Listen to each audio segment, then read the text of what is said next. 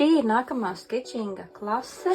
Zīmēsim šodien mellenes. Tās ir ļoti vienkāršas formas. Tās ir rotaļas ar krāsām un ar formām. Un pirms mēs sākam, es pastāstīšu, ko vispār mēs darīsim. Šī būs tāda nedaudz savādāka mācību stunda. Kā jūs redzat, man rokās ir pilnīgi jauns skeču albums, un ar šo te es sāku jaunu sēriju, kas ir par vasaru. Mūsu vasara.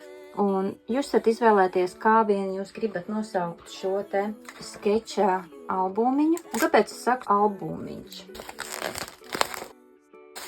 Nozīme ir tāda, ka šis būs tā kā atmiņu albums, kas liecinās ne tikai par jūsu izaugsmi, skečojot, attēlojot ogas un vasaru un notikumus, bet šeit arī mēs darīsim daudz citas lietas. Es rādīšu gan kādā veidā rakstīt dažādus burtu variantus, arī kādā veidā atspoguļot to, kas notiek pa dienu. Tās no jums, kuras darāt bullet žurnālu, šajās lapās atradīsim vietu arī mūsu pateicības sarakstiem, radošā veidā, skaistā veidā. Un principā tie ir dzīves pieraksti. Ja, tā kā arhīvs vai kad jūs pēc tam varēsiet skatīties atpakaļ un vienkārši priecāties par šo laiku, tas jums nebūs pazudis no dzīves laiks, tas būs jūs izaugsmes laiks, kas jūs spēcinās. Un to jau jūs arī zināt, tās, kuras darījušas savā frekvencē izaicinājumu, jūs zināt, cik ļoti forši ir pēc tam skatīties atpakaļ uz paveikto un uz savām pašas atziņām.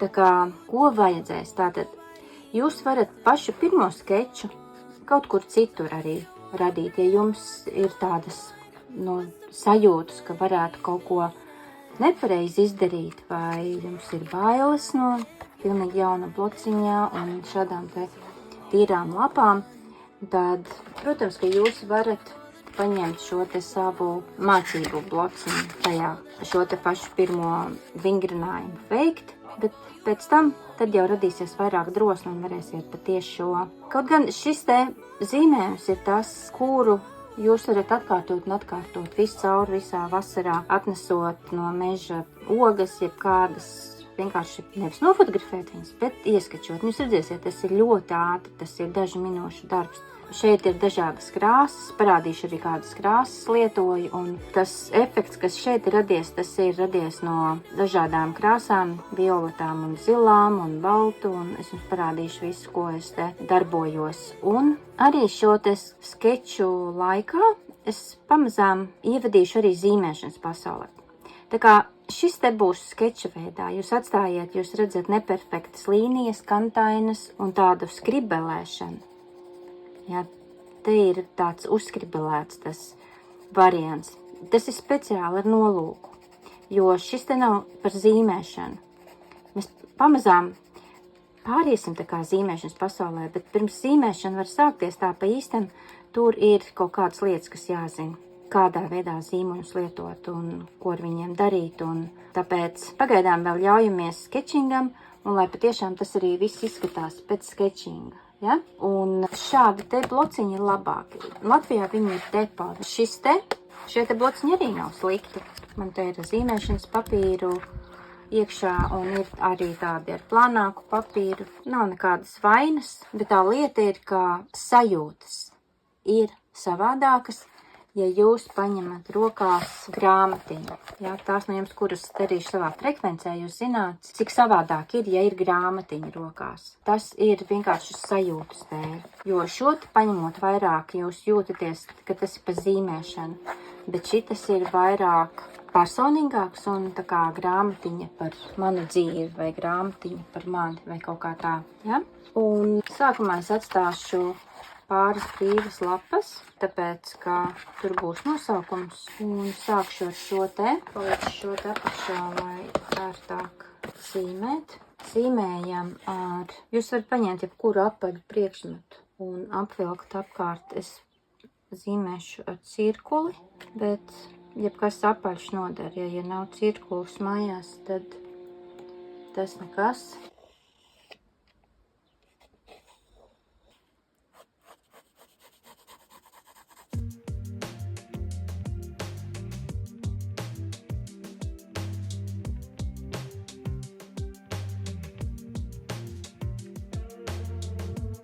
zīmējot mellenes, es gribu pateikt, lai jūs pievērsiet uzmanību melleņu formai. Viņas, protams, var zīmēt kā apaļas, bet ir foršāk, ja mēs paskatāmies, ka šeit ir gandrīz vai tāda kantīte. Ja, ka viņas ir, teiksim tā, ne kantainas, jā, bet tādas, un tas rada tādu foršu piegaršu, ja mēs ievērojam. Un tas pats arī, ja mēs atzīmējam šeit, ka ir tā melenei centrs, un tad šādā te veidā es pielikšu tuvāk tādas bišku kantainas no sākuma uzzīmējam. Un tur centrā tādas interesantas, tāda te zīmējotās melenītes, viņas ir, jā, tā kā tādas apaļas un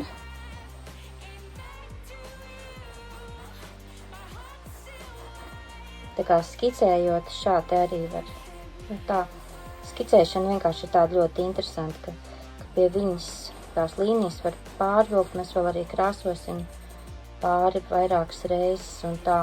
Un te, teiksim, šeit ir tāda forma un šeit ir tāda.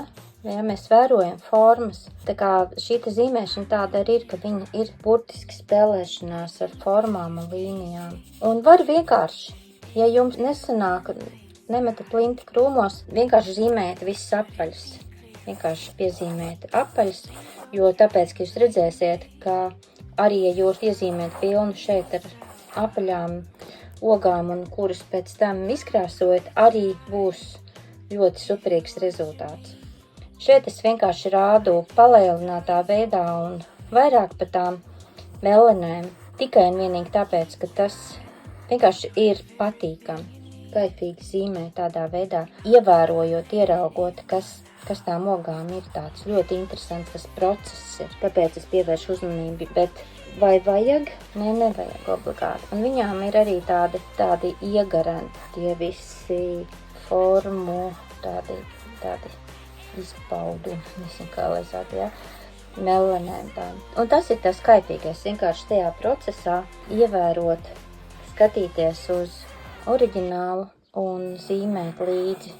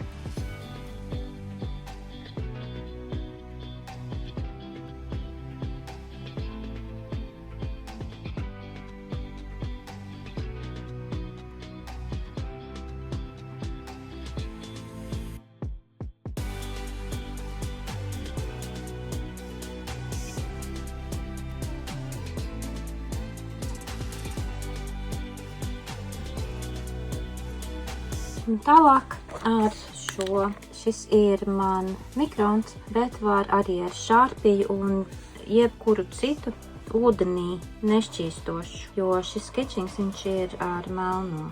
Ja, tā kā, ja jūs gribēsiet zīmēt, tad, protams, zīmēšanā nelieto šo te, bet dotajā brīdī tas būs mūsu stils. Ja? Un arī necentieties pareizi zīmēt, bet tādā brīvā formā, ļaujot sev izpausties savām sajūtām par šīm te ogām. Un, kā es teicu, šim te nav jābūt tik detalizētam, kā es te uzzīmēju. Tie var būt tikai apļi. Man vienkārši ļoti patīk ieraudzīt tos meleņu tādas formas, bet pilnīgi pietiek, ja ir apļi. Jo šis te, ko mēs tagad darām, tā ir tāda vairāk spēlēšanās ar līnijām, formām, krāsām. Tas viss kopā rada to kaifīgumu, tās krāsas, kā mēs viņas liksim kopā. Un dotajā brīdī es gribu tikai, lai jūs koncentrējaties ne uz pareizumu, bet ļaujiet sev izbaudīt, ļaujiet sev arī improvizēt. Tas arī ir īstenībā zīmēšana, ieraudzīt formas un pēc tam izkrāsot.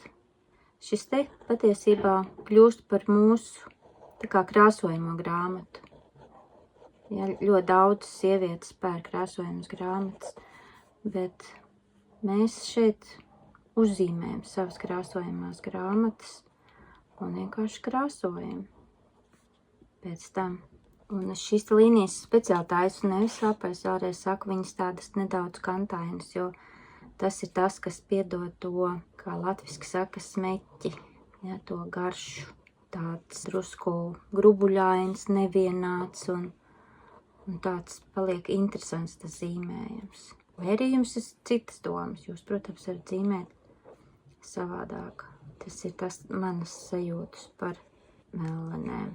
Un pirms mēs sāksim krāsot, es atvēršu žurnāla beigas, un es arī jums ieteiktu žurnāla beigās atstāt kaut kādas 3 lapas vai 4 priekš teorijas, zīmēšanas teorijas.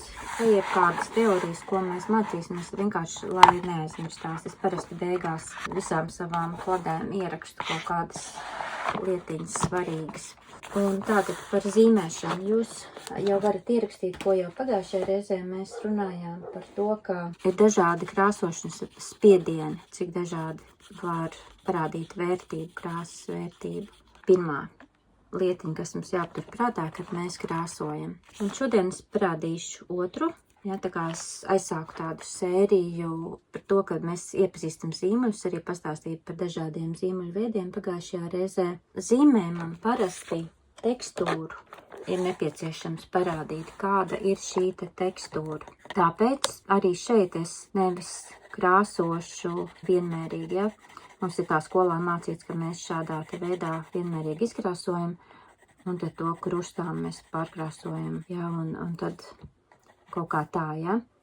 Jā, mēs no sākuma sāksim ar to, ka tā melene viņa būs gaišāka, ja? No šīs te pusītes nāk gaisma. Mēs varam redzēt, ka šī te puse ir gaismas puse un tā ir tumšākā puse, ja? Un ja jūs esat dienu bez līnijas darījuši, tad jūs ziniet, kā bumbas krāsot. Jūs redzēsiet, cik šausmīgi ātri aizkrāsojas, un pilnīgi paliek žēl, cik ļoti ātri aizkrāsojas. Mēs ļoti ātri izkrāsojam. Tāpēc, ko mēs darīsim, mēs paspēlēsimies ilgāk ar dažādām krāsām, ar dažādiem zīmuļu spiedieniem un ar dažādiem arī citiem materiāliem. Tā kā tas ir tas pirmais, un otrs ir, kādā veidā krāsot, lai parādītu tekstūru. Tas parastākais ir šis te veids, kā mēs krāsojam vienmērīgi, tad mēs noklājam visu lapu, un tas ir tas virziena līnijas, un parasti mēs viņas nemainām zīmējumā. Tā kā mēs iesākam krāsot zīmējumā, piemēram, ja šis te būtu zīmējums ar debesīm, tad visas debesis šādas, nevis kaut kur tā vai tā, bet viss vienādāk. Ja, tā kā šīs te tās ir tās virzošās līnijas, un arī tas, kas saucās krustām krāsot, ja, arī to mēs varam darīt. Bet tas arī ir līnijas, pieder pie līnijām. Vai ne tikai tā vai tā. Nākamais ir riņķošana. Un riņķošanu mēs darām šādi.